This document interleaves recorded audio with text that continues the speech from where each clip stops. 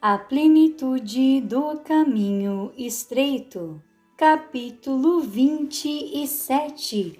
O caminho no deserto. Quando você começa uma jornada a caminho de uma vida extraordinária, de um objetivo de viver no sobrenatural de Deus, muitas barreiras irão se levantar para fazer com que você desista.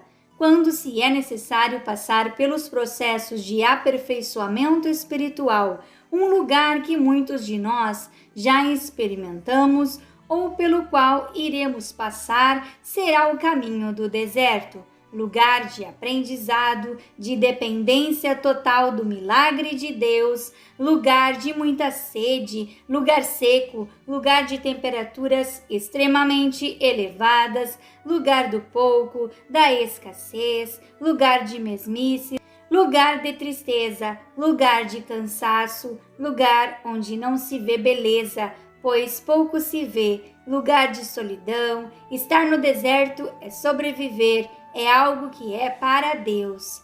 Vemos que no deserto a vegetação inexiste ou é rara. O relevo é formado pela alteração de determinadas rochas. É uma zona árida, desabitada, lugar de sofrimento que somente os fortes conseguem suportar. De dia, o calor é insuportável. À noite, o frio é de congelar. Não há fartura, nem água, nem alimentos, somente o barulho do vento e as tempestades de areia. E quando estamos nele, temos que aprender a sobreviver em situações muito difíceis. Agar e Ismael foram dois personagens da Bíblia que, mesmo sem querer, foram colocados nessa situação. Nesse processo, eles tiveram que enfrentar o processo do caminho no deserto e aprenderam a depender exclusivamente de Deus para sobreviver.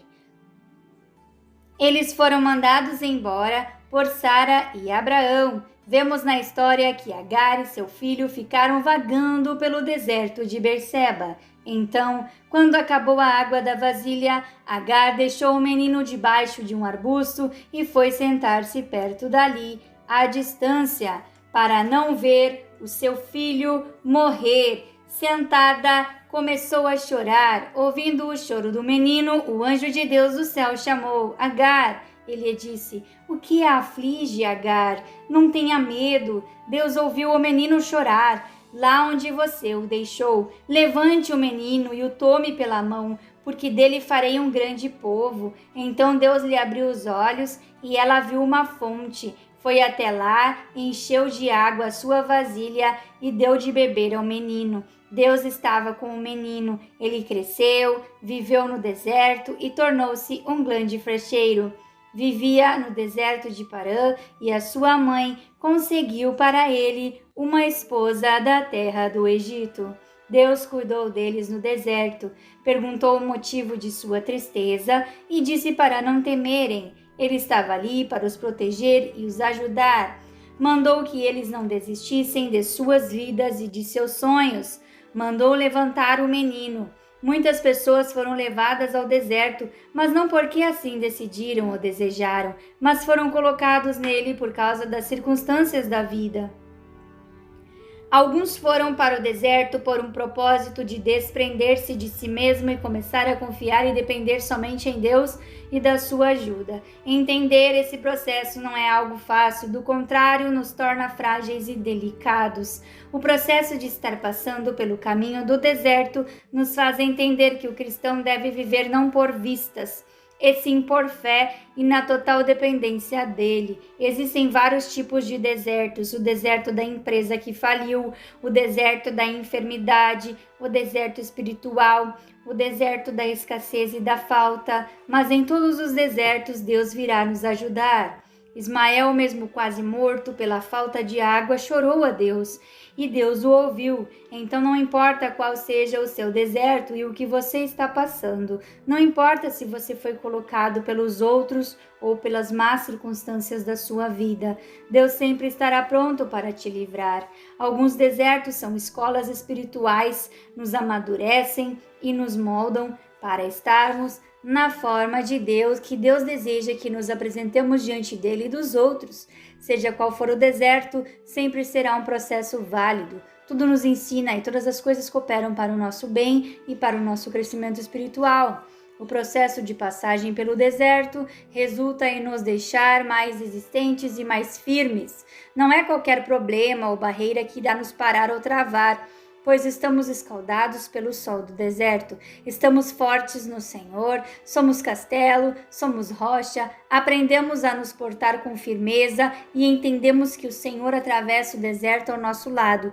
Ele não nos deixa morrer, Ele nos dá o alimento, a provisão, Ele nos acolhe com as suas bênçãos transbordantes e abundantes.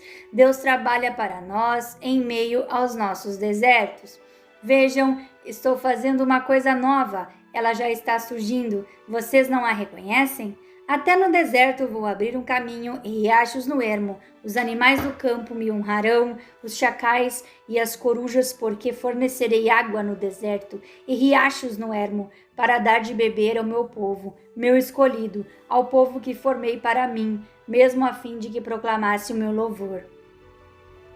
Deus é um Deus zeloso e de boas obras. Ele cuida de nós, seu povo escolhido. No deserto temos o seu favor.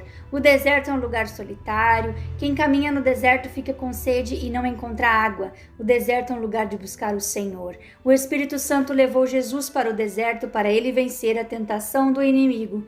Deserto é lugar de batalha espiritual, mas também de se afastar para meditar nas coisas do alto.